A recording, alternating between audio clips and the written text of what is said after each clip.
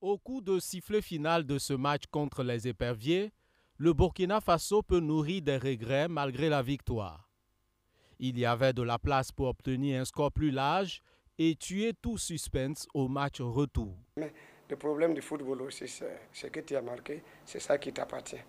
Voilà. Maintenant, ce qu'on a raté, je pense que les mêmes qui ont raté, on peut aussi rééditer l'exploit aussi. Parce que je me dis que bon, le Togo doit quand même marquer au moins 2 buts ou 3 buts pour espérer se qualifier avec les mêmes joueuses. Les étalons ont été supérieurs aux Togolaises dans l'expression individuelle comme dans l'action collective.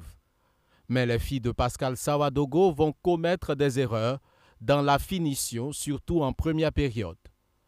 Le sélectionneur refuse de mettre cela sur un mauvais choix dans la composition du 11 de départ. Les choix aussi se sont justifiés à l'entraînement. Maintenant, il y a l'entraînement, il y a aussi le jour du match. Il y a beaucoup de paramètres. Bon, mais tout de même, si ça ne va pas, il faut trouver la solution. Voilà. Et les ratés aussi, je pense que c'est lié aussi peut-être à la précipitation, le fait de vouloir bien faire. La seconde période va être mieux maîtrisée par les étalons, obligeant les Togolaises à reculer pour mieux défendre leur but. Malgré les multiples occasions, il faut attendre la 63e minute pour l'ouverture du score. Balgissa Sawadogo est victime d'une faute dans la surface de réparation. L'arbitre sénégalaise accorde le pénalty que transforme Rasmata Sawadogo.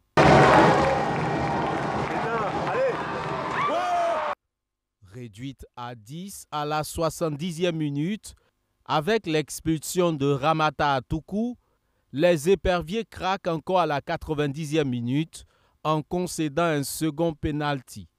Adel Cabré marque le second but burkinabé à la 90e minute.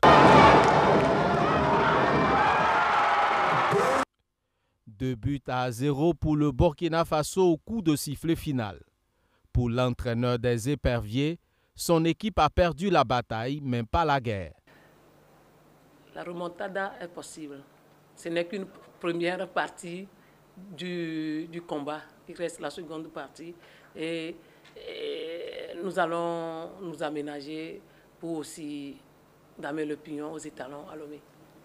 Le match retour se joue le 28 octobre prochain au stade de Kégué à Lomé. Le vainqueur de cette double confrontation va se qualifier pour la phase finale qui se jouera en 2026 au Maroc.